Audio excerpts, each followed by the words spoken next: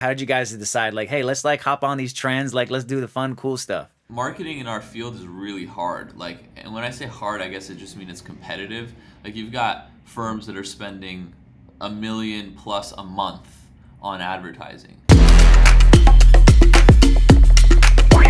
What's up? I'm glad I got both you guys on here. That's awesome. I appreciate it. What's up? What's up, Ryan? I'm Brandon. What's up, Brandon? How you doing? Pretty good, man. Pretty good. Okay, so first of all, I'm from San Diego. I have a video and music producing agency, and we create custom music. We make videos. We do marketing and things like that. And Okay. we're really interested in your guys' industry, and we like to learn about how people market. And we know that personal injury attorneys are like infamous for just crazy marketing. You know what I'm saying? You guys go hard Yeah, in we this industry. But before we get into like marketing and stuff, can you guys tell me about how you started? Do you guys started the firm? I'm assuming, or you can just tell me about it. yeah, we started about 4 years ago. Nathan was doing his own thing, working at the DA's office. Yeah, I was at the DA's office for a little bit as an intern, but I wasn't actually like working there, getting paid. And then when I came out, I was like, I can't make money working for the government. So I was like, let me see if I could do um, the criminal defense route because that's you can go private there. And so I tried that. Did it for a year. It was cool, but I felt like I was taking in like 5% of what I was bringing into the firm, and so I was like, I just need to be doing this on my own, and so that's when I was like, I got to get out. And then what about you, Ryan? You know me, as soon as I passed the bar, or even right before I passed the bar, I knew what I wanted to do. I wanted to start my own practice. Made like a website. We started working out of my garage a little bit. Talked to Nathan. We're like, hey, let's get this going. Um, we started Garage making stories business always the cards. best. Yeah, that's the way it goes, right? And we started making business cards, meeting up with clients at Starbucks, whatever we needed to do to get the clients through the door. And then once we got a little bit of a client base, we opened up shop in Beverly Hills, and we had like a single room office where me and Nathan were looking at each other all day, every day. And now we're in a nice, beautiful office with our own space. We have a little bit more privacy. It's pretty nice. Nice, the come up right there. So how did you guys go to school together? How did you guys partner up? So we went. I mean, we've known each other since we were younger, but we became closer towards like end of high school. I think like college, community college, around then. Like UCLA, But I think, is when we probably were pretty yeah, So you close. both went to we didn't UCLA. go to the same high school though. I went to Palisades. He went to Santa Monica. Yo, so the one thing I'm the most curious about off the top right now is how you guys decided on the name of the firm. Oh, We were Can that you sitting that's tell? a inside. I was We were super sitting confused inside at of Ryan. first. Yeah, we were sitting inside of Ryan's back house, and um, we were trying to think about different names. There was of course the thought of doing like Soleimani and Naeem, which is our last names. Um, but we just thought that that was like kind of generic, and everybody does that.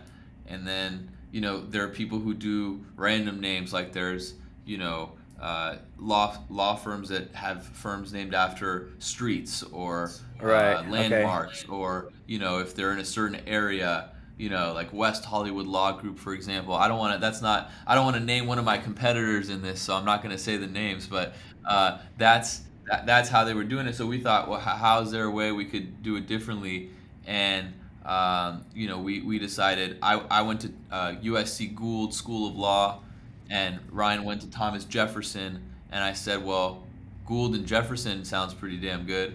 And I said it, and then Ryan was like, yeah, that sounds pretty good. That's not bad. And then I said, I think I like shortly thereafter I said, and then we can like shorten it for Go Jeff Law, because Go for Gould, Jeff for Jefferson, and then Law. And then it just kind of all like kind of came together, and we were like, let's just roll with it. And so we did. And there were some concerns with the state bar, but ultimately we cleared it up because it does relate to us. And there you have it, Gould and Jefferson, Go Jeff Law. I like the Go Jeff. Go Jeff is dope. It's like, so are you saying that with the state bar, that they have to approve your name?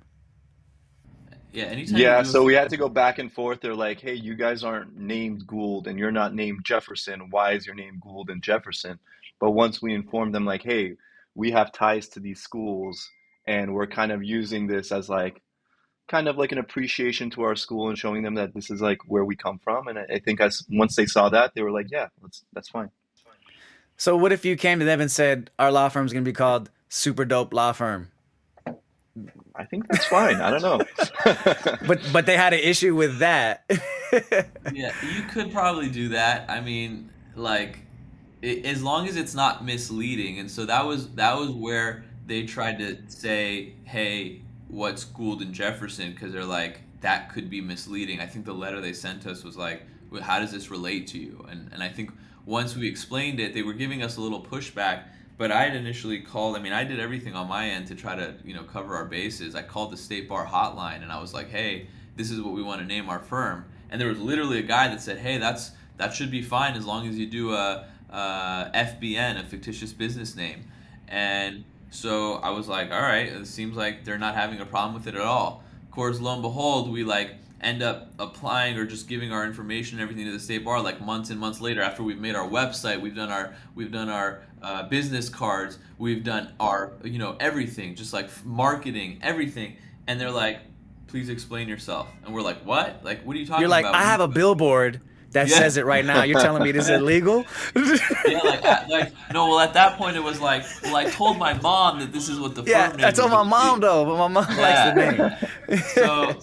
So that was like what that was part of it. Was like, damn, we've kind of gotten everything going, but I kind of just gave the state bar some lip, and I was like, "What are you guys talking about?" I called and I like I dug up what time I had called because I had told Ryan like, "Oh, I'm gonna give the state bar a call." And then they're supposed to record the calls and keep the calls. They couldn't find the call, and I'm just like scrambling. I'm like, "Come on!" And so I ended up just having a conversation with somebody at the state bar, and I'm like, "Look, like I've done everything. I laid out everything that I just mentioned, and we've depended on this and everything." And they're like, "Okay, I'll push it through." And we're like, "All right." So And they that's pushed how it you through. know that you guys were going to be successful, because before you even had your business name, you was already closing cases. Yeah, we were closing it That's with the what's up. state bar. They're not wanting. That's cool, man. That's cool. Okay, awesome. So so personal injury, and then was there like a turning point where you guys just, because I know that you were on the criminal side at first, Nathan. Ryan, was personal injury like your first go-to? Like, how did you guys decide on this particular area? I think we always knew that we wanted to end up doing personal injury. In the beginning, we started off with some criminal defense. Um, and to be quite honest with you, is just to keep like, because personal injury, you don't get paid until 6 months, 1 year after the case settles. Like it takes 6 months to a year for the case settle. But criminal defense, you get paid regularly and you get paid before you even do any work. So that was like a nice way to get some cash coming in. And then While you slowly, build the as the personal pipeline. injury firm grew stronger, we shifted to only personal injury, and that's what we're doing right now. I still do some criminal for fun here and there, Yeah. but Nathan loves that stuff. Hey, that's um, great. If you love doing it, why not? It's like shit. That's dope. yeah, we don't advertise it anymore just because it's like kind of time consuming. I gotta go to court. I gotta deal with the stress of keeping clients out of jail. So not so much. But here and there, definitely still do it. I got a couple criminal clients now, but the focus is definitely personal injury now. Got you, got you. So you guys are one of the few firms that I've seen out there from my research and just looking around that's doing kind of relevant current social media marketing and social media posting and things like that. How do you like what made you? I mean, you guys are obviously younger than I feel like the average attorneys out there that I've seen. So I'm sure that has a lot to do with it. But like, how did you guys decide? Like, hey, let's like hop on these trends. Like, let's do the fun, cool stuff. I think the social media stuff was like it just kind of started with an idea. Like, marketing in our field is really hard. Like, and when I say hard, I guess it just means it's competitive. Like, you've got firms that are spending a million plus a month on advertising. You know what I mean? So like 10, 15, 20 million dollars a year, we're not spending that kind of money. And so you got to find a way to make yourself stand out, I guess, in a field where a Right. lot of people are outspending you, like outspending the shit out of you. You're just not, you can't compete with how they're getting their cases. So I think what we've discovered is if we can find our niche of like getting into a certain field, and we're still figuring it out. I mean, the social media stuff um, is very helpful because I think we're getting the best return on our investment with the social media stuff, and it's unique to us. It's not like a secret, it's unique to us because we're putting in the work for it. Like, we'll make the videos, and we'll put ourselves out there, and not a lot of people are doing that. Most people are just kind of like, they'll put like a photo of the settlement, whatever it is, maybe advertise it. But I think it's helpful for people to put a face to a name or to a firm, to have an idea of who's going to be representing you, what's going to happen, what the potential results are, whether they can relate to you. It's, as you said, like kind of current events, relatable. We did recently like a TikTok that I saw that I thought was like pretty funny, and I would try to put my own spin on it, and everybody at the firm helped, and it Is was that the one funny. where you walk up and the microphone and everything? Like, Yeah, yeah, exactly. yeah. That one. I saw some like bot like mechanic shop do that, like where it was like the caption was like, when you make like the single mom pay like Oh yeah, I saw that one. you've seen that one? Yeah, like when you make the Yeah. single mom pay like, like 10 times more than what she needed to pay or something like that. And I was like, that's kind of bizarre, but we can put a spin on this. I think the hardest part is probably coming up with captions that we can kind of relate to what we do, and then also just making it funny and making it be something that people want to like see or share with somebody else. Yeah. I think The when you look at some shareability of is these huge. videos, you'll see like the numbers of like, I look at the numbers of the post in terms of how many people are sharing it, how many likes it got, how many saves it got, things like that. Right. So I mean, those are really helpful in terms of just kind of putting ourselves out there. So we'll advertise those, we'll push it out. I see a lot of people just out and about. They're like, "Oh, you're the Instagram lawyer," or "I've seen you on Instagram." Yeah.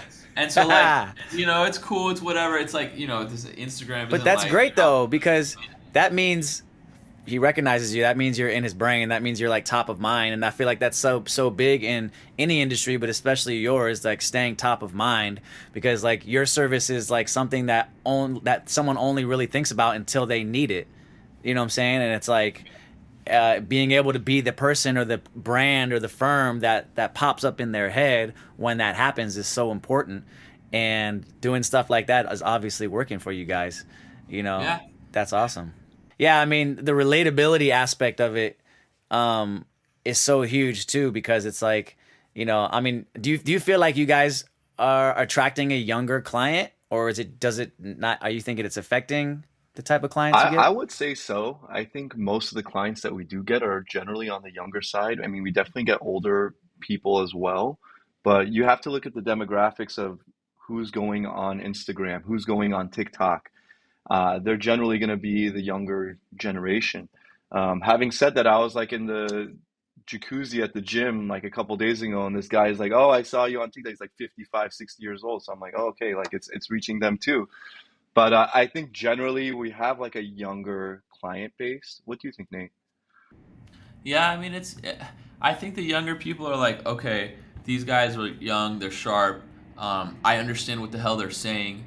They seem like they're responsive. I mean, I think the biggest thing is like nowadays, you getting connected with a firm, you never speak to your lawyer, right? You don't know who the hell your lawyer is. You're speaking to like this person or that person, a case manager, assistant, whatever. Which, I mean, it happens at our firm too. But at least you'll get to like, you'll have my contact, you'll have my cell phone number. If you want to talk to me, I'm there. If you have questions, they'll defer to us. Our case managers, assistants, things like that will defer to us to be like, hey, this client needs help. They're concerned about something, confused about something, or whatever it may be. So, I mean, I think it helps with the younger generation because they don't want, even with when I was doing the criminal cases, I was having to sell people a lot because I was actually charging. When we do personal injury cases, you don't charge anything up front, so nobody has to pay. It's a lot less pressure. But with criminal cases, you kind of have to sell yourself because you're making the person pay up front. And a big part of, I think, what did it for the clients who were sitting across from me was that, all right, he's young, he's relatable, he dresses well. I was in a suit then, I'm having clients coming in, and so that makes a difference too. I think that just kind of relatability is important. And even with older people, I mean, older people want to have they think younger minds, a lot of the times I would say maybe younger minds are sharper, they're more on top of it, they have more energy, and I think they can probably relate to that too. At some point they were younger, they had more energy, they were, go-getters or whatever it is. Maybe at that point in their life they're retiring, so they don't necessarily want somebody who's around their age either. Right, right. I mean, I think maybe for an older demographic, maybe it's like, okay, I want someone with more experience, and someone with more experience is going to look a little bit older. But I think that, if you guys probably do a really good job at, communicating, hey, just because I'm young doesn't mean I don't have a lot of experience, and to be able to communicate that and portray, like putting off a profession. We have this thing that we talk about, or we say being able to like increase your status while maintaining relatability, which is like being like down to earth, right? So like it's hard to like continue to increase your status as you grow and get bigger and bigger and bigger while still be able to relate to like the everyday person. What I'm saying? I always give the analogy of like Jay-Z, like the richer and richer he got, the less I understood his lyrics. Yeah. Yeah. Like Magna Carta, he's like saying all these like art terms and like stuff that no one knows about. I'm like Googling stuff over and over again. You know what I'm saying? But he still finds a way eventually to like bring you home and like say, hey, I'm still from the corner. I'm still from Brooklyn, like this is where I came from, blah, blah, blah. But, I think that's the thing a lot of businesses struggle with is like, I'm big, I'm huge, I'm successful, I'm really effective. But sometimes that's intimidating. And, so being able to put out social media videos that are current and trendy and like, it's casual Friday, I got the shades on. If people are like, oh, okay, these dudes are cool. You know what I'm saying? Like I can actually hang out. I could see myself hanging out with this dude. And then obviously if you're telling people, hey, if you pick up the phone, I'm going to answer it. You'll be able to talk to me. I don't have like 10 degrees of separation between, my secretary all the way up into me. Like it's going to be me, Right. That's important for sure. And I think that's what separates us apart from the rest of the PI attorneys out here. I mean, we have really good customer service. I mean, every time someone calls in, like Nathan said, we're answering the phones. You can talk to an attorney whenever you want. And like you said, the relatability, Instagram, TikTok, they see that we're just like normal guys and they can relate to us. And at the same time, we're also keeping up with that professionalism aspect where we're posting $1 million settlements left and Settlements. right, Yeah. and we're getting our shit done. So I think that really comes into play whenever people see us on Instagram and they say, all right, these are the attorneys we want. For sure. Do you guys ever when somebody reaches out to you and there's like a situation, they had an accident or they're injured or whatever, what do you say when you ask like how did you find out about us? Or what's like typically how do people typically find out about you? Usually Instagram. That's usually the Um, answer. yeah, I mean, recently it's been Instagram. Google sometimes they'll mention Google or like, somehow they came across our page. Google Screen, Google Screen sometimes, which is like, this thing where your profile and like the amount of reviews you have just happens to pop Hmm. up if like you're in a close vicinity to the client, Oh, and that's that's like just the new search result thing, right? That you have like a larger net like organic result that shows up on top. yeah, Yeah, exactly. that's pretty So nice. that comes up. I mean, that's super random. I don't quite understand like the algorithm behind that or how we get up when we do or whatever it is. In the beginning, we had hopped on that as soon as it came out, and there was only like 3 or 4 firms on it. So we had gotten like 30 or 40 cases from that, or like just a whole Wow, bunch of calls we were getting in. that's Um, crazy. but it was helpful. And then now we're just kind of like, there's so many marketing companies out there that like swear by their work and that they're so good and that they can get cases. I mean, the reality is like they just can't, especially in the LA market. They're just not able to. So we're super weary of like going going with marketing companies because they can never produce results. And unless the marketing company is telling us, oh, let us give you like a trial run and show you what we can do, we're not willing to move forward with them, because we get burned by every marketing company we've tried to work with. And we've just found that like putting in our own work and making videos, pushing them out, like that's what's worked the best for us, because it's like, all right, at least if it's not happening, it's because maybe we're doing something wrong. Right. How much time would you say you spend on like coming up with your video ideas and social media ideas? Like how much time It's per a, week? it's a firm. It's a firm.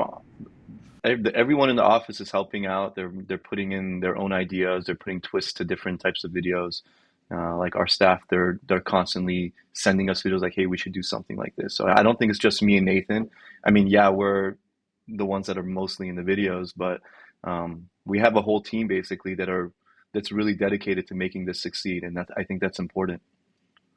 Yeah. And It's on funny. that note, Go Brandon, ahead. I gotta run. I have to Okay. hop on a Zoom call with a judge right now for one of our cases. Pleasure I to meet appreciate you, you, Ryan. Nathan. I'll see you, brother. Okay, see you. All right. All right, Ryan. Thanks, man. Yeah, I was just gonna say it's probably a lot of it probably has to do with the fact that you guys are younger, so like you doing something social media, it doesn't seem as weird. And it's like if you have like this 60-year-old lawyer and he's been doing this for 30 years and he's like trying to make a TikTok video, people are like, okay, Yeah, I mean, it could be funny too if the guy can like pull it off and like if they can pull it off. Yeah, you got to be able to do it in the right way, of course. Yeah, for sure, for sure. If you don't mind me asking, when did you graduate high school? I graduated high school back in 2009. 2009. Okay, that's what's up. I graduated '05. Oh, 05. Where'd you go? Yeah. I'm from San Diego, so I went to high school down here. I don't know if you know the area. Uh, Yeah. but and then I went to college in New York. So I was in the Bronx for 4 years. Went to Fordham University. Played football, ran track out there. Started my music career.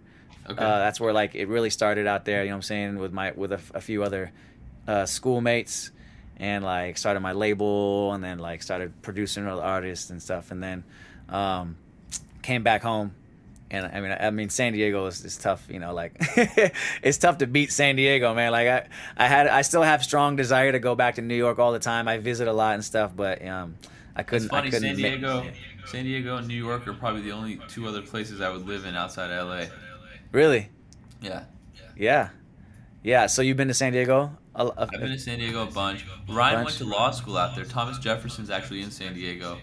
So that's the one that's downtown, right? Yeah, downtown. Okay, Yeah, now I near know. gas Okay. station. It's like a pretty nice looking law school. Oh yeah, I lived right down the street from it. I never made that connection. That's crazy. And yeah, okay, I lived right down the street from it. Yeah, it's right near the train tracks. Yeah. That's dope. Yeah. Okay, so he went down here. Yeah, San Diego, man, it's a beautiful place, and then New York is obviously the polar opposite. Yeah. But that's cool.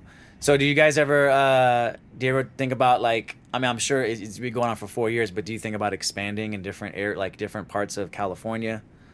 Yeah, I mean, look, it's scaling is tough. Like growing your practice, being able to get into like different areas, different offices, things like that is definitely tough. I mean, we're just trying to grow our own our first location right now. We need more staff. We're hiring. If anybody's looking for a law job, we're hiring. I'll put the word out. So we need more assistants. We need more case managers. We probably need a couple lawyers, and to kind of get things going. But it's just hard to hire like good people. I think that's the biggest thing. It's like we had a hire a month or 2 months ago. She literally came in one day. The next day she sent a text, and she was like, in her interview, she was like, yeah, I can handle anything that comes my way. I'm easily adaptable. I'm this, I'm that. And I'm thinking, okay, she seems enthusiastic. It's all good. And then of course the next day she sends a text and she's like, I don't think this, this job is for me. And I'm like, Bro, you're seeing this everywhere, like in yeah, every industry. It's crazy because my girl owns a tanning salon, and before COVID, like the turnover rate was way lower. You would find girls that would come want to work there and like actually be invested in like growing within the company, which you can, because she used to work there and now she owns, yeah, and it's like you can make good commissions and it's good with sales and networking, and that's literally what's happening now. Is that like girls will come in, she'll spend 2 weeks training them, paid, and then like the next day, I don't want to work here anymore. And it's just like, and people will come yep. in for a day, people will come in for 2 days. Like the turnover rate is absolutely insane. Like there's this new like there's like this new thing where it's like, oh, you don't have to work, all you have to do is just be on Instagram. I don't Yeah. know what it is, man. It's crazy. Yeah, it's hard to find, good people to work right now. um but yeah, scaling, bro. Like that's why we're big fans of niching. So like, do you guys find that there's a particular type of case or type of client that you attract the most, or that you would like to focus on the most? In terms of clients, I mean, look, um, car accidents are bread and butter, um, for sure. I think, you know, a lot of our clients are from the Latino community, which are great. They're, part of the success of any personal injury case is just having clients who listen, who, will do what you ask them to do for the success of their case. And so, we, our Latino community clients tend to, um, tend to just be more on top of their cases. I mean, I don't know. It's a stereotype, but it's a positive one. They're just doing what they need to do, and so they're probably a big core of the success of our practice. And they're also very much, a lot of the times are sending us more and more clients because they're happy with our Referrals. services. Yeah, yeah. Do you guys ever focus your marketing on that demographic?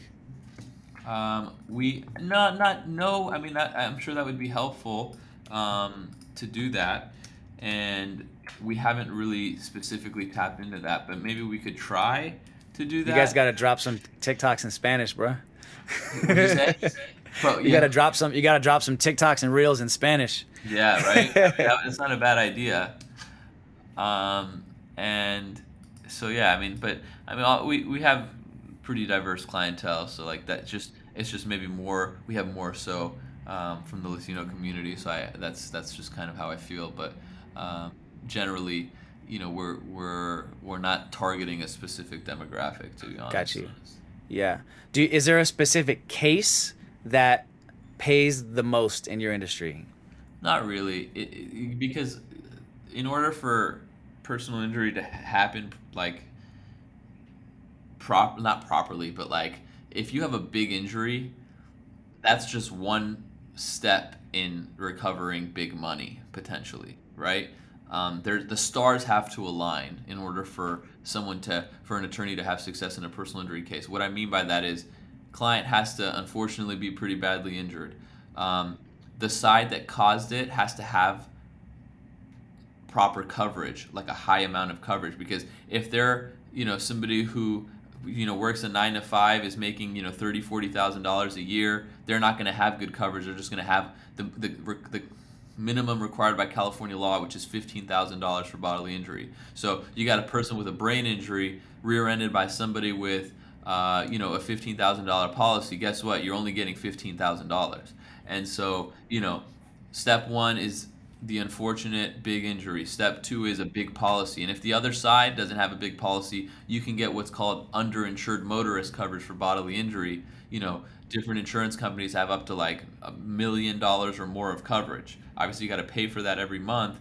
But if you're a high net worth individual, or if you value your life, and you can afford it, then you want to get as much money as you can in coverage for the underinsured motorist. And so, big injury, good insurance coverage, whether the other side has it. If not, you got to have it to protect yourself. And then, a good attorney to handle the case for you, who understands what the value of certain cases are, so that they can maximize for you that particular case. I had a client who came into me. She had a concussion from an accident.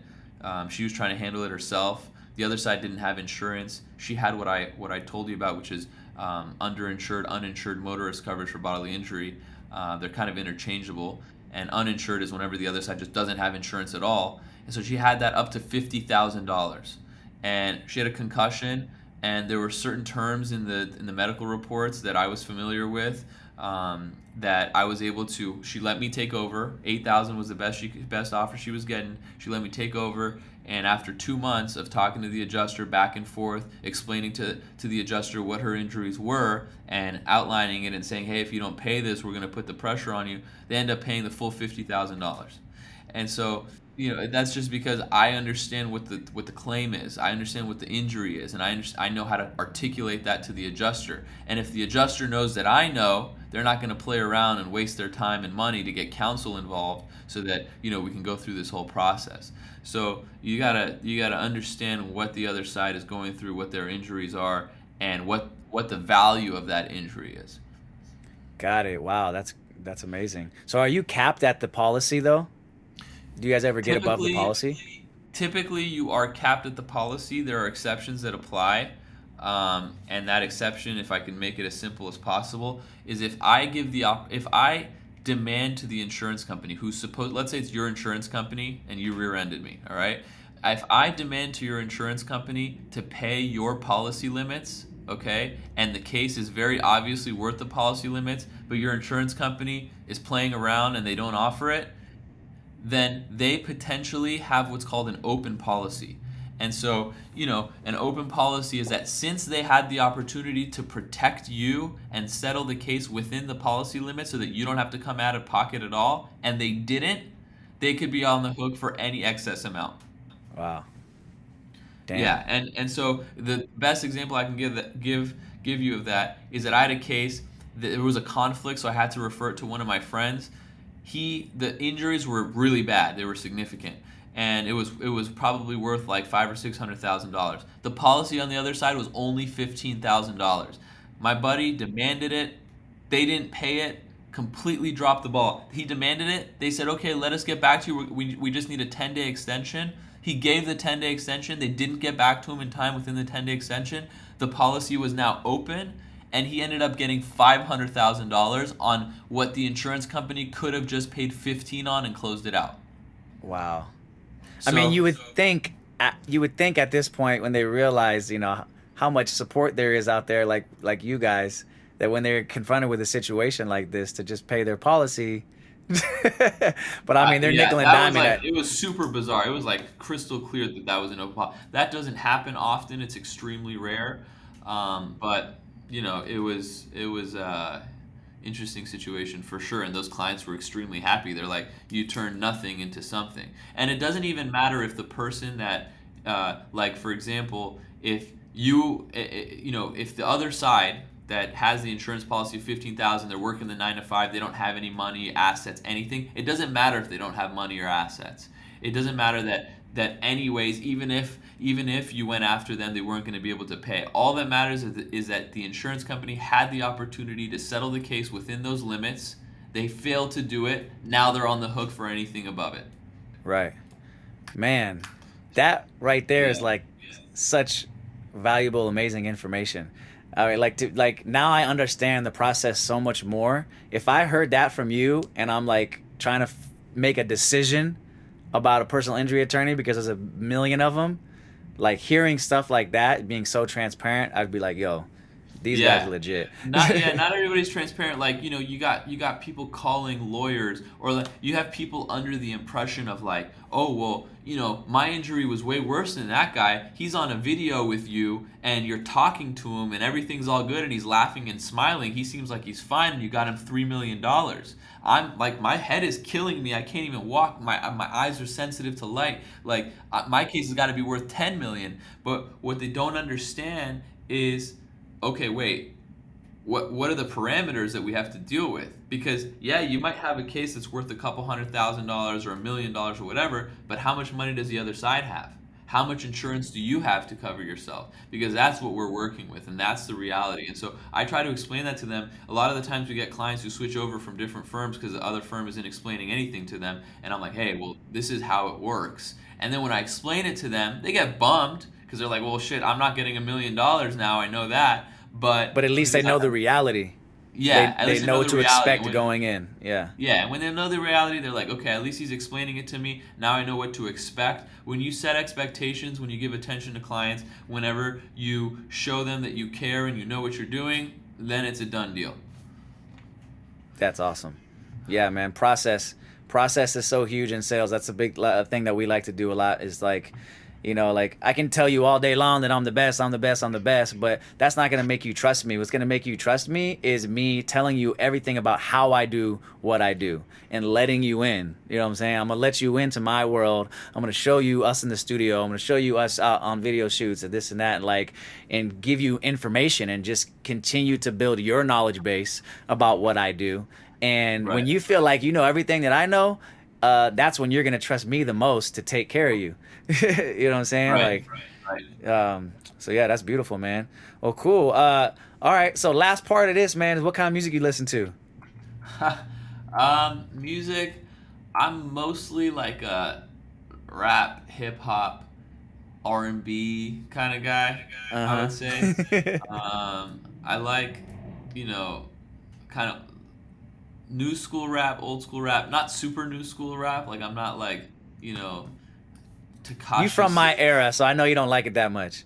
Yeah, I like the mumble rap. Like Future is probably where I'll draw the line. Like sometimes I'll like him, and other times I'm like, what the hell is this guy saying? Right. Um, Drake's cool. I like Kendrick. I like J Cole. I think lyrically J Cole I like a lot because he's like you can understand what the hell he's saying, and his music sounds good. Kendrick is probably lyrically just as good, but I just don't understand what the hell he's saying a lot of He's a times. little bit more abstract for sure, Kendrick. Yeah, so I like more of the you can understand the music slash enjoy the sound of the music kind of type. And then like I like a little bit of like R&B soul, you know, random Usher here and there, old school Hell like yeah. Usher, R&B. I like Brent Faiyaz. I don't know if you've heard him. Oh Um, yeah, for sure. Yeah, he's dope. For sure. he's kind of a newer artist, not new, but like he's like up and coming ish.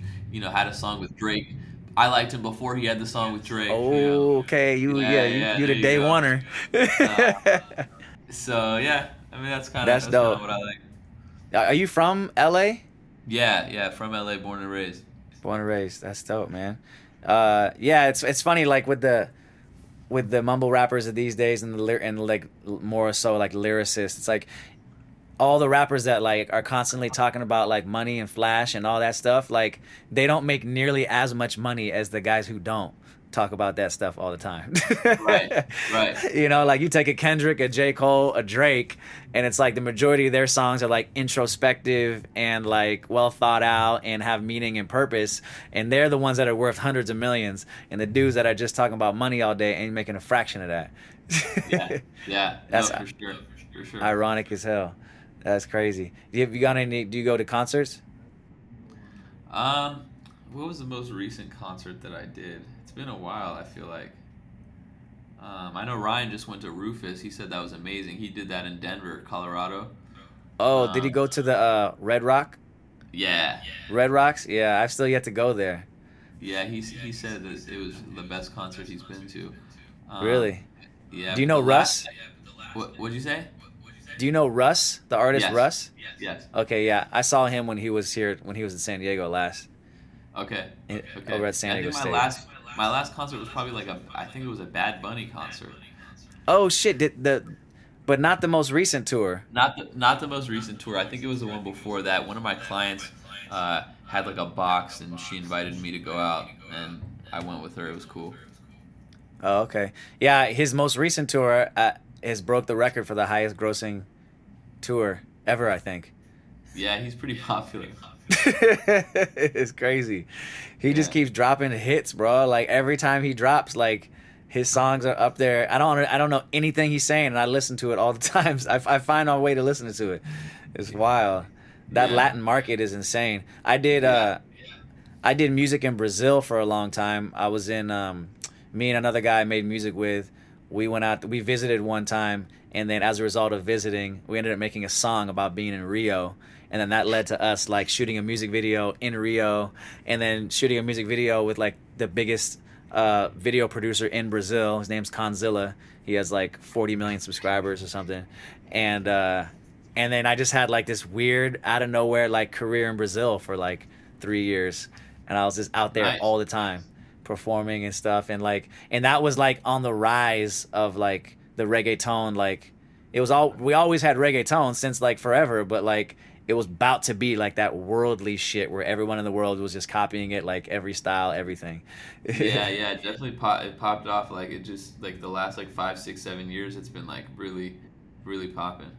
For sure. Do you have like hype music you listen to before you go to court? Uh, no, but I think like I think my biggest hype song is like, or not biggest, but like something that I found myself listening to when I'm hyped recently has just been "Hell Yeah, Fucking Right" by Drake and Drake, hey, Lil from the Wayne. Take Care. I don't know. Yeah, that one hypes me up for whatever reason. That's a dope ass song, and Lil Wayne goes in on that too. Yeah, yeah, yeah. I used to like him a lot. I mean, he's kind of fell off a little bit with I Yeah. think just his drug usage has gone a little bit too high or too crazy. I don't know. Or he maybe stopped it's gone doing down. drugs. Yeah, he stopped doing drugs, and so now Like he just, Eminem, bro. Like Eminem. As soon as you stop, man, shit. Just like, yeah, just like all those rock stars, bro. They were all on some shit. definitely. But they're all like half dead or not alive, anyways. Yeah. That's dope. Yeah, like my music, I rap and I sing and I produce, all genres though. I mean, from like pop to like R&B to I've done some country tracks, but like primarily I rap and sing. So most of my songs have both of it on there, and put out music for years. Pursued being an artist for a long time. I told you I did some cool stuff around the world, Australia too, Nice. and then just started shifting kind of into more the back behind the scenes and like producing for more people and writing for more people. And then I just started making a lot more money. I was just like, damn, this is way cooler than not making money. And then and then I've always like produced music videos and like shot and directed all my music videos as well for other people too. And then I was just like, damn, I really need to just make my music a service, like as opposed to just like trying to convince people to like me, and like get as many fans as possible in that whole game.